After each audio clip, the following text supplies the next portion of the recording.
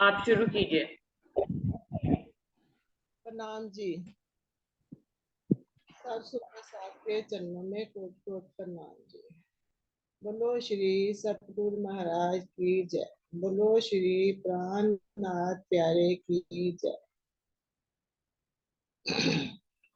अभी वो ही पल है, अभी वो ही घड़ी है कि हम जिस घड़ी निज धाम से आए, पल भर में रूह ने खेले में आके धाम के सब सुख क्यों है बुलाए।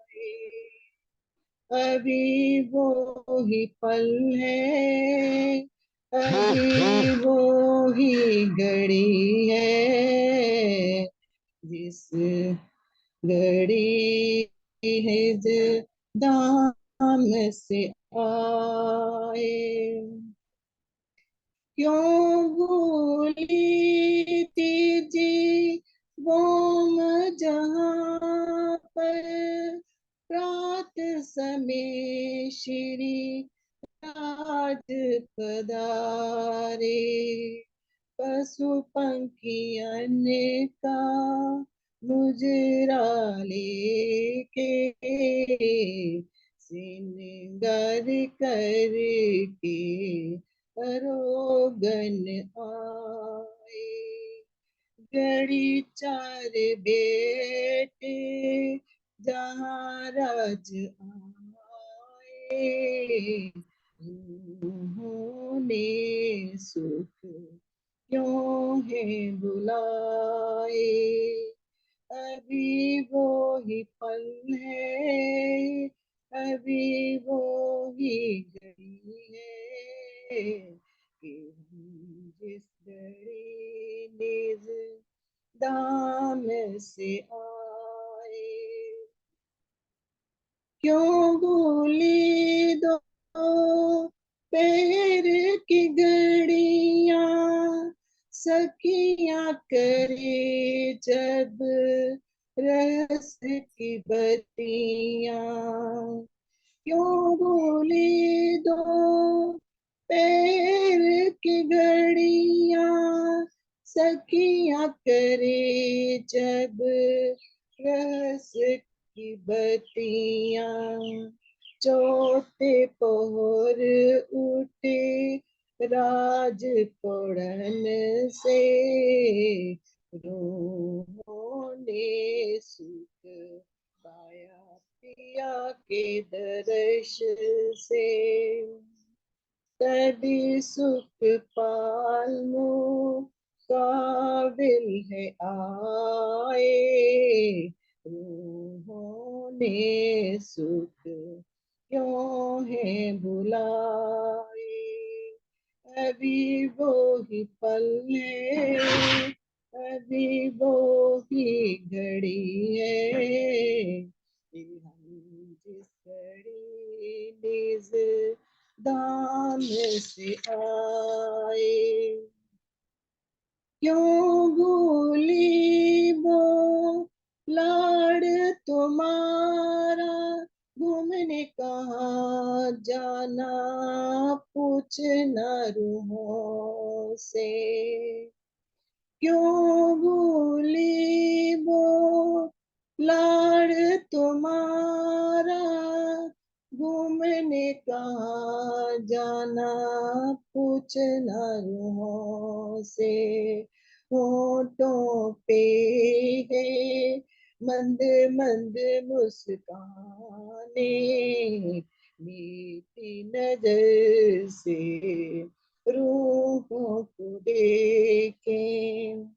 कभी दूर से रूह को पास बुलाए, रूहों ने ये सुख क्यों है बुलाए। अभी वो ही पल है, अभी वो ही घड़ी है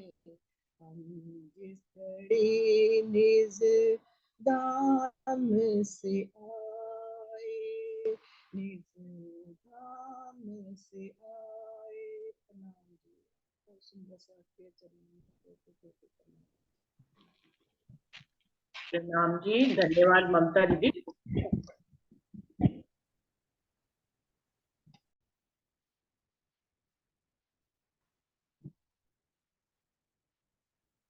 शुरू करते हैं सुंदर साथ जी। सभी सुंदर साथ जी को प्रेम प्रणाम जी। प्रथम लागू दुई चरण को, धनिये ना छुड़ाइयो खेन। लाख तली लालेड़िया, मेरे जीव के ही जीवन। इन पाओ तले पड़ी रहूं, धनी नजर खोलो बातून।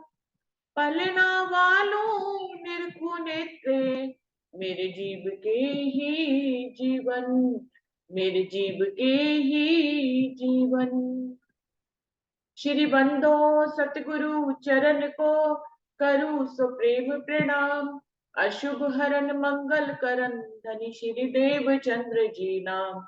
श्री प्राणनाथ निज मूल पति, श्री मेहराज सुनाम। तेज कुंवर श्यामा युगल, जी को पल पल करूं प्रणाम। पिया जी को पल पल करूं प्रणाम। सुंदर साथ जी,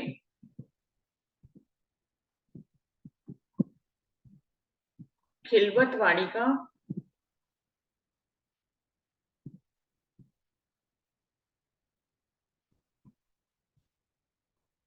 खिलवत वाणी का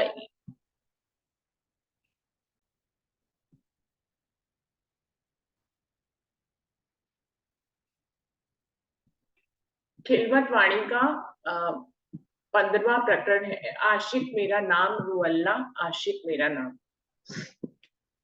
जिसकी 52 चौपाई हो गई थी सुंदर साथ जी। अभी 53वीं चौपाई से आगे बढ़ते हैं।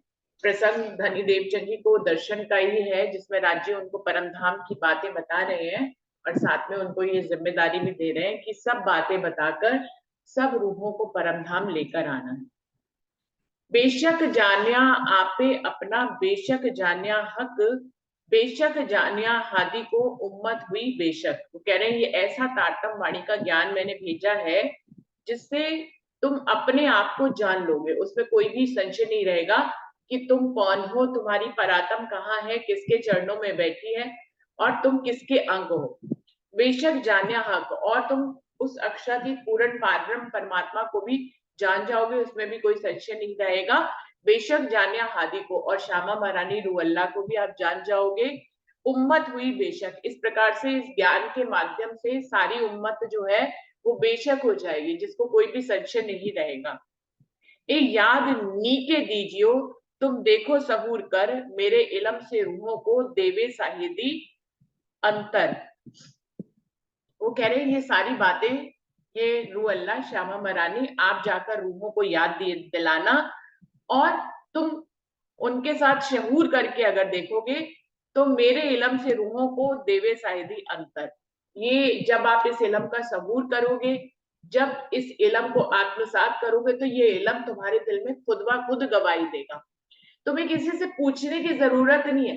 सुंदर साथ जी, हम जब इस वाणी के साथ अपनी राह आगे की तरफ बढ़ाते हैं, राज्य की तरफ, तो हम भले चाहे एक स्टेप के लिए पूछते रहे हम कौन सी सृष्टि है, जीव सृष्टि है, ईश्वर सृष्टि है कि ब्रह्म सृष्टि है, हम ये पूछते हो भले चाहे, लेकिन हमारा दिल जानता होता है कि हम ब्रह्म सृष्टि हैं। ये मुझे लगता है कि जब हम चलना शुरू होते हैं तो ये एक कॉमन प्रश्न होता है जो हर एक के दिल में होता है। देखिए, जीव सृष्टि तो हर एक के दिल, हर एक के अंदर है, जीव तो है ही ना, विष्णु का जीव तो सबके अंदर है, तो जीव सृष्टि तो हम हुए ही हुए। बात सारी ईश्वर सृष्टि और ब्रह्म सृष्टि की रह जाती, क्योंकि उन दोनों की चाल, रहनी करनी लगभग एक जैसी होती है। तो ब्रह्म सृष्टि और ईश्वर सृष्टि में अंतर करना थोड़ा मुश्किल होता है सुंदर साथी। तो सारी बात आती है कि हम इन दोनों में से कौन है। तो हम कभी सदगुरु से पूछते हैं, कभी सुंदर साथ से ग्रुप में बात होती है तो हम पूछते हैं कि मैं कौन हूँ या क्या हूँ। देखिए, कोई किसी को नहीं बता सकता है, सिर्फ सदगुरु देख के बता सकते हैं या आपका दिल बता सकता है। तो कहीं ना कहीं ये इलम, जैसे कह रहे हैं ना, हमारे दिल की साक्षी खुद ही देता है। कि तुम कौन हो, अक्षरातीत कौन है, श्यामा महारानी कौन है, ये बेशक कर देता है इलम। तो बिल्कुल ऐसे ही हम भले चाहे पूछते हो, लेकिन कहीं ना कहीं हमारे दिल से किसी ना किसी बात की गवाही आती ही है। तो हमारा दिल जानता होता है कि हम कौन है, हम ईश्वर सृष्टि है कि ब्रह्म सृष्टि है। तो सुंदर साथ जी, दिल गवाही देता है और ये इलम भी गवाही देता है, ये बात बिल्कुल सच है। हम जीवन में इसको बहुत बहुत बार अनुभव भी करते हैं। बेशक इलम पहुंचिया के ना ही पहुंचिया तुम, ए देखो दिल विचार के तो जरा नहीं, तो न्यारा नहीं खसम। यदि इस इलम को आत्मसात करके ये इलम तुम्हारे दिल तक पहुंच जाए, इस बात को देखो कि ये इलम खाली तुम पढ़ रहे हो, समझ रहे हो, मंथन कर रहे हो, या वास्तव में ये तुम्हारे दिल तक पहुंच गया है इलम। बेशक इलम पहुंचिया कि नहीं पहुंचा, तो तुम इलम से इस अवस्था तक पहुंचे हो कि नहीं पहुंचे हो कि तुम बेशक हो गए, तुम्हें किसी भी बात में कोई भी संशय नहीं है। ये देखो दिल विचार के तो न्यारा नहीं खसम। यदि वास्तव में रूह इस अवस्था तक पहुंच गई है कि उसको किसी भी बात में कोई भी संशय नहीं है, तुम यदि दिल से विचार करके देखो, तुम इस अवस्था में यदि पहुंच गए हो तो राज्य तुमसे न्यारे नहीं है, अलग नहीं है। यदि हम निशंक हो गए हैं तो फिर राज्य हमसे अलग कहाँ है। हम ब्रह्म सृष्टि है, हम राज्य के अंग है, इस बात पे हम बेशक हो गए हैं, तो फिर तो राज्य और हमारे बीच में दूरी ही खत्म हो गई ना। फिर तो निश्चित ही स्टैंप लग गई है, हम तो उनके दिल के ही अंग है, हम तो उनके ही अंग है, और हम उनके अंग है, इसलिए वो हमारे दिल को ही अर्ज करके बैठे हैं। तो इस बात का अनुभव बार बार होने लग जाता है जीवन में। देखिए, देखने और दिखाने की बात तो बहुत दूर की है, मतलब कि राज्य को नूरी स्वरूप में देखना वैसे भी संभव नहीं है इस काल माया के ब्रह्मांड में। हम उनको हुकुम के स्वरूप में देखेंगे, हम पांच तत्व के शरीर के रूप में देखेंगे कहीं ना कहीं किसी सुंदर साथ में, या हम सतगुरु के रूप में देखेंगे, वो भी तो पांच तत्व का ही होगा। या किसी सुंदर साथ ने कोई ऐसी वाणी हमें सुनाई, एक ही सुंदर साथ, चाहे वो कोई भी हो, एक वो रोज वाणी सुनाते हैं, लेकिन किसी दिन कोई ऐसी लाइन उनके मुख से निकलती है कि आपको लगता है ये तो राज्य ने ही कही है। रोज भले चाहे वो आपको एक प्रवचन करता लगते हो कि हाँ अच्छा बोलते हैं, कोई अच्छी बात समझाते हैं, अच्छे प्रवचन करते हैं, लेकिन कभी कभी उनके मुख से भी कोई ऐसी बात, अच्छा समझना तो एक अलग बात है, लेकिन सुंदर साथ जी कभी किसी के मुख से ऐसी बात निकलवाते वो हमारे ही दिल को जाके लगती है। जरूरी नहीं वही लाइन 100 लोगों को लगे, वो आपको ही लगेगी। तो राज्य ही आपके लिए भेजते हैं, तो वो राज्य की का हुक्म काम कर रहा होता है। इस तरह से हम हुक्म के स्वरूप में राज्य को देखते हैं, हम पांच तत्व की शरीर में राज्य को देखते हैं, हम जीवन की सूक्ष्म रूप में राज्य को अपने साथ देखते हैं। सुंदर साथ जी, जीवन की इतनी समस्याएं होती हैं, धार्मिक आध्यात्मिक मार्ग की कई समस्याएं होती हैं, जिनमें यदि हम चलते हैं ना जी सुंदर साथ जी, तो सूक्ष्म रूप से राज्य हमारी मदद करते हैं, हमें पता लगता है कि राज्य हमारे साथ। आप चितवन कर रहे हैं, कोई समस्या आ रही है, धनी ने सूक्ष्म रूप से आके उस समस्या का समाधान कर दिया, या आपको उस जगह से आगे ले गए, आपकी आत्मिक अवस्था आगे पहुंच गई, आप पहचानेंगे, आप जानेंगे कि धनी सूक्ष्म रूप से मेरे साथ थे। ऐसी जीवन की भी कई ऐसी समस्याओं में ऐसा लगता है, मतलब महसूस होता है, यदि आपका दिल महसूस करना चाहे, कि बहुत सी ऐसी समस्याएं होती जिनको हम पार नहीं कर पाते हैं, चाहे वो लौकिक की दुनियाविक समस्याएं हो, हमें लगता है कि इस समस्या को हमारे बस की नहीं है कि हम सुलझा पाए, फिर वो अचानक से सुलझ जाती है, कोई ना कोई परिस्थिति ऐसी आती है कि वो सुलझ जाती है, तो हमें पता लगता है कि धनी हमारे साथ है, सूक्ष्म रूप से है। और फिर आपको उसका लॉजिक भी समझ में आता है कि ऐसे क्यों किया, वैसे क्यों किया, मुझे ऐसी चाल क्यों चलाई, वैसी क्यों चलाई, इसके पीछे राज्य का हाथ था, मतलब धनी का हुक्म चल रहा था साथ हमारे। तो इस तरह से राज्य हमें जो है तो न्यारा नहीं खसम, उनका कहने का भाव ये है कि जो निशंक अवस्था में आ जाते हैं, जो बेशक हो जाते हैं सुंदर साथ इस ब्रह्मवाणी को पढ़ के ना, वो उनसे धनी न्यारे नहीं होते हैं, वो नूरी स्वरूप में आपको नहीं दिख रहे हो, कोई बात नहीं सुंदर साथ जी, वो आपको सूक्ष्म रूप से महसूस हो रहे हैं, ये बहुत बड़ी बात है। वो सूक्ष्म रूप से आपके धाम हृदय को, आपके दिल को अर्श करके बैठे हैं, इतना आपको अनुभव हो रहा है, बहुत बड़ी बात है सुंदर साथ जी। पांच तत्व के शरीर में भी किसी भी आम सुंदर साथ के रूप में वो आपको कोई संदेशा दे रहे हैं, तो बहुत बड़ी बात है सुंदर साथ जी। तो इसको भी हम अगर महसूस अपनी इंद्रियों को जागृत करें और इन इन छोटे छोटे जो जीवन में हमारे पल गुजरते हैं, इनमें यदि राज्य को महसूस करें तो ये बड़ी बात होती है। इतना जागृत तो अब इतने वाणी मंथन के बाद हर रूप को हो जाना चाहिए कि वो जीवन के कई पलों में राज्य को सूक्ष्म रूप से अपने साथ महसूस करे, या सामने किसी भी रूप में वो कभी भी किस राज्य को महसूस करे। तो ये सुंदर पल होते हैं जीवन के, जब आप देखते हैं कि ये बात तो सिर्फ मेरे लिए कही गई है, 100 लोगों का झुंड बैठा है लेकिन ये बात मुझे को कही जा रही है, मेरे को ही कही जा रही है। धनी जो है वो सामने वाले का मुख इस्तेमाल करके मुझे ही मार्गदर्शन दे रहे हैं। तो इस तरह से अच्छा लगता है सुंदर साथ जी। तब वो कह रहे हैं तो न्यारा नहीं कसम, ए देखो दिल विचार के तो न्यारा नहीं कसम। इस बात को यदि तुम दिल से विचार करके देखोगे तो धनी और रूह के बीच में कोई भी दूरी नहीं होती है। इलम पहुंचा होए तुमको हमारा बेशक, तो संदेशे तुम्हारे इतके क्यों ना पहुंचे बका में हक। आगे राज्य ये भी कह रहे हैं कि ये इलम यदि तुमको दिल से तुमने इसको आत्मसात कर दिया, तुम्हारे दिल तक ये इलम जिस दिन उतर गया तो, और तुम बेशक हो गए। बेशक होना ये पहली शर्त है सुंदर साथ जी। आपको संशय नहीं होना चाहिए किसी बात में, इस बात में भी संशय नहीं होना चाहिए, अरे मैं ब्रह्म सृष्टि हूँ कि ईश्वर सृष्टि हूँ, परम धाम दिखता तो है नहीं, तो पता नहीं है या नहीं है। अरे नक्शे तो ऐसे बना दिए, ये तो नक्शों की आज क्या बात करें, इतनी बड़ी बड़ी बिल्डिंग्स बनती हैं, कितने नक्शे बनते हैं, नक्शों का क्या है कि नहीं है, परम धाम है कि नहीं है, राज्य है या नहीं है। जैसे स्वरूप श्रृंगार इंद्रवती ने इसमें लिखा, ये तो एक गुजरात के किसी व्यक्ति जैसा लगता है, तो ये भी सही है या नहीं है। मतलब इस तरह के संशय सुंदर साथ के दिल में रहते हैं।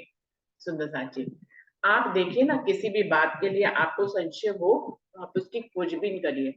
अगर आपके दिल में ये आता है कि राज्य का जो स्वरूप से, मैं एक एग्जांपल दे रही हूँ, जैसे कि किसी सुंदर साथ से सुनने में आया था तो बात कि ये तो जो वर्णन राज्य का आ रहा है स्वरूप और श्रृंगार का, कहीं ना कहीं तो किस यहीं के जैसे आभूषण लगते हैं, और जो जो सूरत आती है राज्य की, जो वस्त्र होते हैं वो भी इंद्रावती जी के गुजरात का थोड़ा सा पुट है, तो वही की का श्रृंगार है।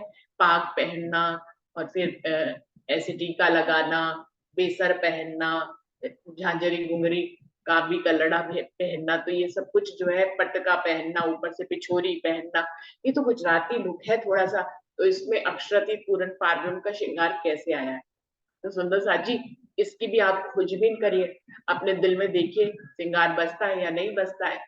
दूसरी बात कि आपके दिल के मुताबिक ही धनी ने अपने श्रृंगार को यहाँ पे भेजा। एक बात जान लीजिए, नूरी श्रृंगार क्या है, नूरी श्रृंगार के भी इशारे दिए गए हैं वाणी में, कि नूरी श्रृंगार तो पल पल बदलता है, बल्कि हर रूह की चाहना के अनुसार बदलता है। 12,000 रूहें हैं तो 12,000 रूप राज्य के पल भर में ही बदल जाते हैं। ऐसा होता है नूरी श्रृंगार।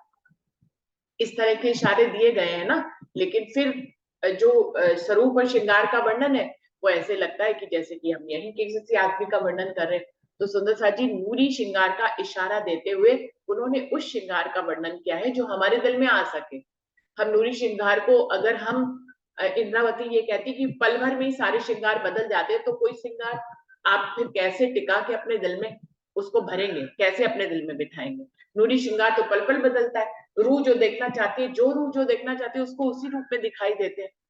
तो श्रृंगार अगर यही कहते रहे कि श्रृंगार पल पल बदलता है, नूरी श्रृंगार पल पल बदलता है, तो आप अपने दिल में क्या बसाओगे? कोई श्रृंगार नहीं बसा पाओगे। तो आपके दिल में बसाने के लिए इंद्रावती जी ने एक जो है धनी के आवेश ने ही उनसे ये कहलवाया है, और ऐसे श्रृंगारों का वर्णन किया है जो आपके दिल में आसानी से बैठ सके। सुंदर साथी, आपकी सोच, आपकी समझ, हम सब जो इंसान है यहाँ पर, अभी तो जीव कहीं तन धारण किया है ना, नजर इन्हीं के ऊपर पड़ी है, तो हमारी बुद्धि बुद्धि सब कहाँ की है? यहाँ की है। अगर हम इस तरह से विचार करें कि कोई श्रृंगार, नूरी श्रृंगार जो है बदलता रहता है, तो नहीं आ पाएगा। तो धनी ने क्या किया है, हमारे दिल में आने के लिए हमारे दिल के मुताबिक ही श्रृंगार का वर्णन किया है, किया धनी के आवेश ने। इसीलिए इंद्रावती जब श्रृंगार करने लगती है, श्रृंगार का वर्णन तो पहले ही कहती है कि मत समझना ये किसी आदमी का श्रृंगार किया जा रहा है, ये नूर बका के अक्षरातीत का श्रृंगार है। तो पहले ही भाव, ये बीज आपके दिल में रोपित किया जाता है कि इसमें भाव जो है आपको अक्षरातीत का लेना है। तो सुंदर साथ जी अक्षरातीत का भाव इस श्रृंगार में लेंगे तो आप अक्षरातीत के नूरी श्रृंगार तक पहुंचेंगे। आपको एक सीढ़ी तो देना पड़ेगा ना, एक बेस तो देना पड़ेगा। उस बेस के बिना आप कैसे सीढ़ी चढ़ेंगे? आपको नूरी श्रृंगार तक जाना है, आपको धनी के अर्श वाले श्रृंगार तक पहुंचना है, तो कोई सीढ़ी तो होगी ना जो अर्श और फर्श के बीच में होगी ना। अर्श और फर्श के बीच में कोई सीढ़ी ही ना निर्धारित करे धनी, कोई ऐसा श्रृंगार ही ना दे कि आप, तो फिर आप नूरी श्रृंगार और परम धाम के श्रृंगार तक, इश्क के श्रृंगार तक कैसे पहुंचेंगे? तो एक सीढ़ी तो देनी पड़ेगी ना जो हमारे यहाँ के मुताबिक हो, जो फर्श के मुताबिक हो। सारी बातें जो इस ब्रह्मवाणी में आई हैं, जगह जगह धनी ने कहा है, धनी के आवेश से कही गई है, लेकिन है तो यही के अक्षरों में ना, है तो यही की शब्दावली में ना, और इससे ज्यादा क्या है? आपको परमधाम की भाषा, तो परमधाम की तो इश्क की भाषा है, वहां पे तो कोई भाषा ही नहीं है, ऐसी वाली तो भाषा ही नहीं है कि धनी हुकुम करे, इश्क रबत करे, कहे तुम फरामोशी हो जाओगी, तुम सब भूल जाओगी। ये सारी बात हमको यहाँ के शब्दों में बताई जा रही है सुंदर जी, कि ऐसे इश्क रबत हुआ। आप क्या समझते हैं कि इश्क रबत तो वहां पे नूरी भाषा जो है, वहां जो प्रेम की भाषा है, ये शब्दों वाली भाषा नहीं है परमधाम में। आप इस भाषा के माध्यम से वो जो प्रेम की भाषा है, अर्श की भाषा है, वहां तक आपको पहुंचना है। शब्द तो यही कि आप सीढ़ी जब प्रारंभ करेंगे धनी तक पहुंचने की, तो सीढ़ी तो इन्हीं शब्दों से प्रारंभ करेंगे ना। तो धनी ने भी ये सारी ब्रह्मवाणी जो है यहीं के शब्दों में कही है, ऐसे ही यहीं का ही श्रृंगार कहा है, मतलब यहीं के श्रृंगार से आपको अर्श के श्रृंगार का इशारा दिया है, यहीं के शब्दों से आपको अर्श के शब्दों का इशारा दिया है।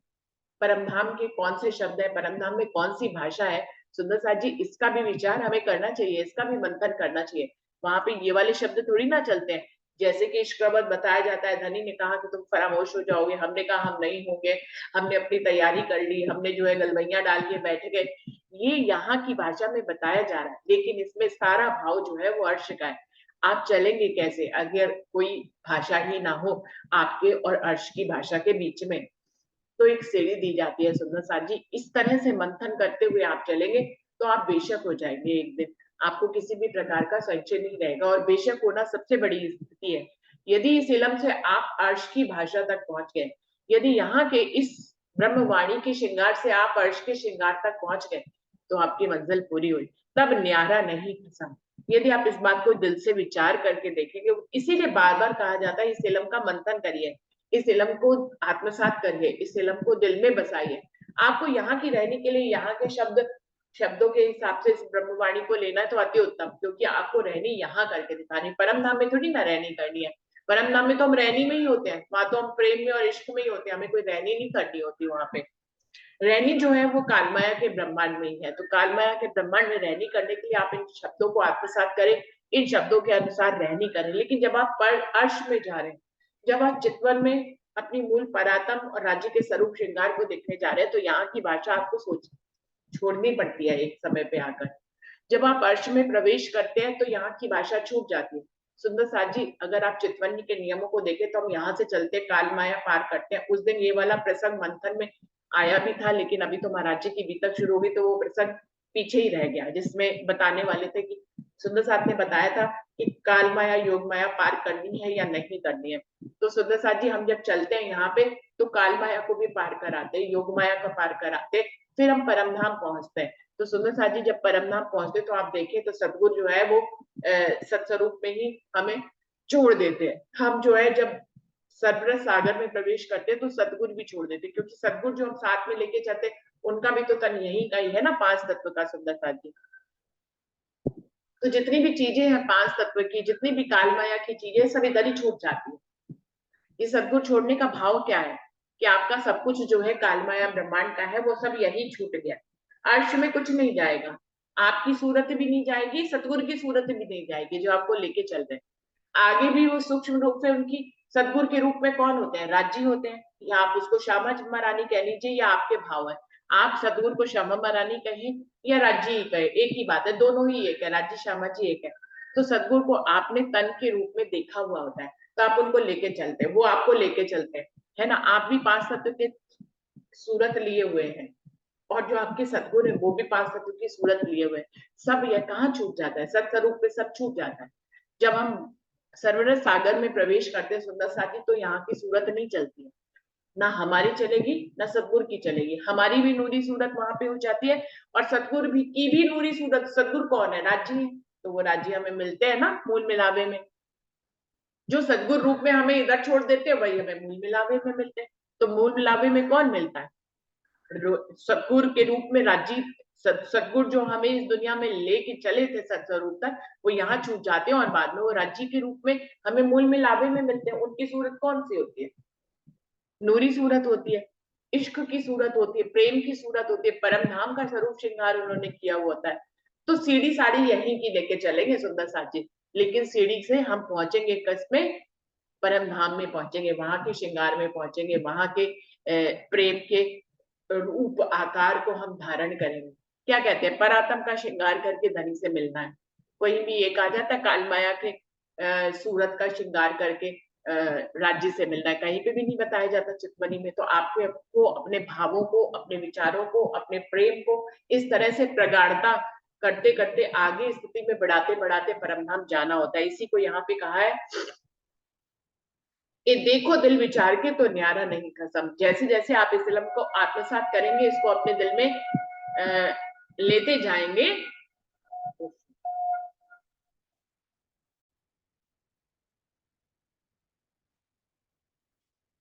इलम पहुंचा होए तुमको हमारा बेशक, तो संदेशे तुम्हारे इतके क्यों ना पहुंचे बका में। यदि वो कह रहे हैं इस अवस्था तक रूह पहुंच रही कि वो बेशक हो गई, परमधाम की हर बात को उसने आत्मसात कर लिया, काल माया के शब्दों से परे, तो इलम पहुंचा हुई तुमको हमारा बेशक। यदि ये बेशक इलम तुम्हारे दिल में पहुंच गया, दिल तक उतर गया, तुम्हारी गहराई तक उतर गया, तुम्हारी आत्मा तक उतर गया, तो संदेश है तुम्हारे इतके क्यों ना पहुंचे कसम। यदि ऐसी स्थिति आने पे तुम्हारे और राज्य के बीच में कोई, इससे ऊपर वाली चौपाई में कहा गया है जो तो न्यारा नहीं कसम, यदि ऐसी स्थिति में पहुंच गया कि धनी और तुम्हारे बीच में कोई न्यारापन है ही नहीं, कोई अलगपन है ही नहीं, तो तुम्हारे संदेश धनी को पहुंचने लग जाएंगे कि नहीं पहुंचने लग जाएंगे। तो संदेश तुम्हारे इतने क्यों ना पहुंचे बका में हक। तो सोचिए जब धनी तुमसे न्यारे ही नहीं रहे, तुमने इस इलम को इतना आत्मसात कर लिया कि तुम्हारे और अक्षरातीत के बीच में कोई दूरी ही नहीं रही, तुम न्यारे ही नहीं रहे, तुम एक ही हो गए, तो तुम्हारा संदेशा पहुंचेगा कि नहीं पहुंचेगा। इसीलिए अगली चौपाई में उन्होंने वही बात कह दी। पहली चौपाई में कहा कि ये देखो दिल विचार के तो न्यारा नहीं कसम, और अगली दिल चौपाई में कहा कि तो संदेश तुम्हारे इनके क्यों ना पहुंचे बका में, हम निश्चित ही तुम्हारे पहुंच जाएंगे। कब तक नहीं पहुंच रहे सुंदर साथी? हमारे संदेशे कब तक नहीं पहुंच रहे? जब तक हमारे और धनी के बीच में न्यारापन है, दूरी है, एकाकार नहीं हुए हम धनी से। तो हमारे जब दूरी है तो कैसे पहुंचेगा संदेश? मैं और तुम एक हो गए, हम मिल ही गए, अब हमने गलबैया ही डाल ली। मैं और आप मान लीजिए अभी हम जूम मीटिंग में है सुंदर साथ जी, है ना, तो जूम मीटिंग में एक दूरी बनी हुई है, फिर भी इसकी साइंटिफिक टेक्नोलॉजी के हिसाब से हम एक दूसरे की बात सुन पाते हैं, है ना। अभी मान लीजिए हम तो एक दूसरे को छू नहीं सकते, है ना, टच नहीं कर सकते, हम एक दूसरे से सिर्फ बात कर सकते हैं, एक दूसरे की शक्ल देख सकते हैं, लेकिन अभी छू नहीं सकते। छूने का जो करीबीपन का एहसास होता है वो टचिंग से आता है, हम एक दूसरे के गले नहीं लग सकते अभी। अभी एक दिन ऐसा आए किसी मेले भंडारे में, जब हम लोग गए तो मिलते भी हम जूम वाले, तो हम मिले, हमने एक दूसरे को गले लगा लिया, अब क्या हो गया, हमारे आपके बीच का फासला खत्म हो गया। अभी हम जूम पे मिलते थे तो हम सिर्फ एक दूसरे की आवाज सुनते थे, एक दूसरे की शक्ल देखते थे, लेकिन एक दूसरे को टच नहीं कर सकते थे। कहीं मिले तो हमने एक दूसरे को गले लगा लिया, हम एक दूसरे से मिलने लगे, ये हो गया, दूरी खत्म हो गई, न्यारा नहीं कसम। तो क्या हमारा संदेशा, अब जब हम एक दूसरे को गले भी मिल पा रहे हैं, हम एक दूसरे को सुन पा रहे हैं, सुना पा रहे हैं, टच कर पा रहे हैं, तो क्या मेरे दिल की बात तुम्हारे दिल तक नहीं पहुंच जाएगी? मेरी मन, हम कुछ भी कहेंगे आप तक पहुंच जाएगी, दूरी थोड़ी ना लगेगी, देरी थोड़ी ना लगेगी। तो जब हम पास में ही आ गए तो फिर हमारा संदेशा पहुंचने ही लग जाएगा। कब तक नहीं पहुंचना है? जब तक हम और आप दूर है, जब तक हम दूर है। अब फोन करेंगे, अब मैं अपने दिल की बात उस सुंदर साथ को बताऊंगी तो दूरी हो जाती है ना सुंदर साथ की। तो जब तक दूरी है इस बेशक इलम से हमारे और धनी के बीच में, जब तक दूरी, हमारा संदेशा नहीं पहुंचेगा। जब इस बेशक इलम को यहाँ तक पहुंच गया कि मेरे और धनी के बीच में अलगाव ही नहीं रहा, हम दो एक हो गए, तो फिर संदेशा तो पहुंच ही जाएगा। धनी का संदेशा मुझ तक पहुंच जाएगा और मेरा उन तक। ये खाली अपना इधर का संदेशा पहुंचाने की बात नहीं है, धनी का भी संदेशा हम तक पहुंचने की बात है। जब आप आपका संदेशा तो पहुंचने लगे, धनी की भी बातें आपके दिल में आने लगे, दोनों अरस परस हो जाए, मेरा उन तक, उनका मेरे तक, हम दोनों एक हो जाए, कि उनका दिल और मेरा दिल एक हो जाए, कोई बात न्यारी ना रहे, तो धनी की बात मुझ तक, मेरी बात धनी तक। और जब दोनों लोग एक हो जाते हैं तो दोनों के दिल की बात भी एक हो जाती है। दसाजी जी कोई संदेशा पहुंचाना ही नहीं पड़ता। ये भी स्थिति इससे आगे की है कि क्यों संदेशा क्यों ना पहुंचे संदेशा, तब भी तो एक न्यारापन है कि मुझे धनी को कुछ कहना है। हम जब एक हो जाते तो धनी और मुझे कुछ कहना ही नहीं होता, जो धनी का दिल में होता वही मेरे दिल में होता, जो मेरे दिल में होता वही धनी के दिल में होता है। कोई संदेशा यही तो है। जब एकाकार हो गए तो कोई संदेशा भी नहीं रहता सुंदर साथ जी। ये संदेशे की बातें भी तब तक है जब तक दूरी है, कि मुझे राज्य को ये कहना है, राज्य मेरी बात सुनते नहीं, अरे खेल खत्म करो ना, अरे हमें ये दो ना, हमें यहाँ पे ले जाओ ना, हमारी चितवनी लगवाओ ना, हमें 25 पक्षों में घुमाओ ना। मतलब मैं तो कह रही हूँ कि दुनियावी बातें खत्म हो जाती हैं तो अर्श की बातें इस तरह से शुरू हो जाती कि अरे हमारी चितवनी लगवाओ धनी, हमें दर्शन दो, हमें 25 पक्ष घुमाओ, मुझे वहां की लीलाओं में ले जाओ, मुझे वहां के सुख दो। तो ये दुनियाविक इच्छाओं से अलग हटके हम जो है अर्श की इच्छाओं में खोने लग जाते हैं। तब हमारी डिमांड जो है तो राज्य के प्रति ऐसी हो जाती है कि हमें अपने पास बुला लो धनी, मूल परातम में जगा लो धनी, मेरे दिल की बात सुन लो धनी, चितवनी में आगे बढ़ाओ, सबका दर्शन कराओ। तो इस तरह की चाहनाएं होने लग जाती। ये है दुनियावी की इच्छाएं तो छूट गई, लेकिन इच्छा कायम है। क्यों कायम है? क्योंकि हम और धनी के बीच में अभी दूरी है।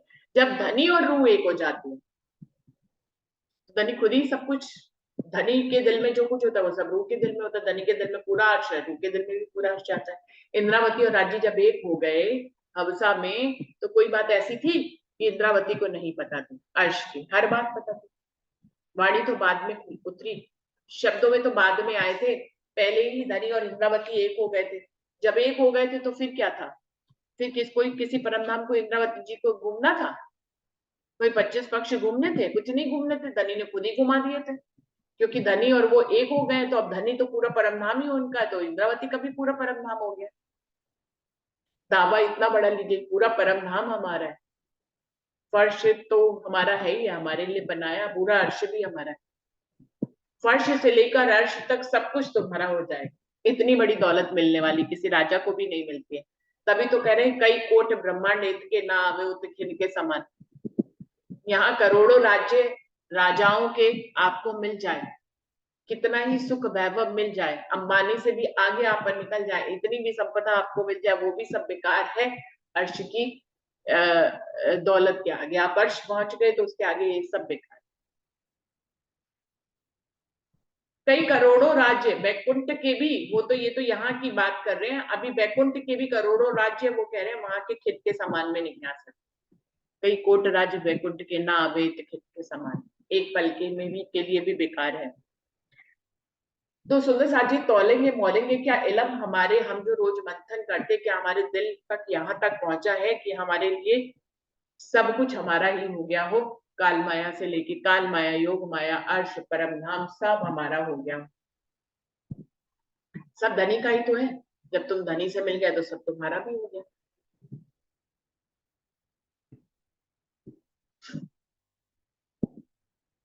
ए इलम पहुंचा हुए तुमको हमारा बेशक, तो संदेशे तुम्हारे इसके क्यों ना पहुंचे बका में हम, क्यों नहीं पहुंचेंगे?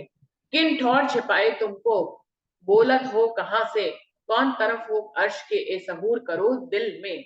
इंद्रावती जी कह रही है अब दिल में इन बातों का विचार करो, किन ठौर छिपाए तुमको, कहाँ पे तुम छिपे हुए हो? धनी ने कहा तुम्हें छुपा लिया? बोला तो कहां से बोल रहे हो? अभी इस समय जो बोल रहे हो, अर्श से बोल रहे हो कि फर्श से बोल रहे हो? इस बात का निर्णय तो करके बताओ। कौन तरफ हो अर्श के, परम धाम के? कहाँ हो? दाएं हो, बाएं हो, ऊपर हो, नीचे हो, कौन से किसी कोने में हो? अर्श सहूर करके देखो, ये सहूर करो दिल में। बहुत अच्छी चौपाई, छिपा कर तो देखो तुम कहाँ हो। ये मैं लिख लेती हूँ, आगे मंथन करने के लिए ये चौपाई अच्छी रहेगी। किन ठौर छिपाए तुमको, बोलो तो कहां से, कौन तरफ हो अर्श के, सबूर करो दिल में। अपने दिल में विचार करके तो देखो, कहाँ बैठा है, कहाँ बैठे हो तुम, कहाँ से बोल रहे हो, कौन परम धाम की कौन तरफ हो तुम? ये सहूर करो दिल में, दिल में अपने ये विचार करो। तो सुंदर साजी 2 ही मिनट रह गए चौपाई को यहीं पे दोहराती हूँ। किन ठौर छिपाए तुमको, बोलत हो कहाँ से, कौन तरफ हो अर्श के, ये सहूर करो दिल में, ए सहूर करो दिल में। बोलिए श्री प्राणनाथ प्यारे की जय। बोलिए श्री सतगुरु महाराज की जय। सर्व सुंदर साथ की जय। सभी सुंदर साथी से विनम्र निवेदन है कि चैनल को लाइक करें, सब्सक्राइब करें, आगे फॉरवर्ड भी करें, कोई कमेंट भी लिखे सुंदर साथी, और वीडियो को पूरा एंड तक सुने जरूर। थोड़ा सा सुन के ना छोड़े, खिलवत की बात है, थोड़ा सा पाठ सुनेंगे तो समझ में भी नहीं आएगा आगे धनी क्या क्या देने वाले हैं, तो पूरी वीडियो सुनेंगे तभी हमें समझ में आएगा धनी हमसे क्या हमें नियामत वो देने वाले हैं। तो वीडियो को पूरा सुने सुंदर साथ जी, और इस सेवा को जरूर से करें। यहीं पे सुंदर साथ जी समाप्त करते हैं।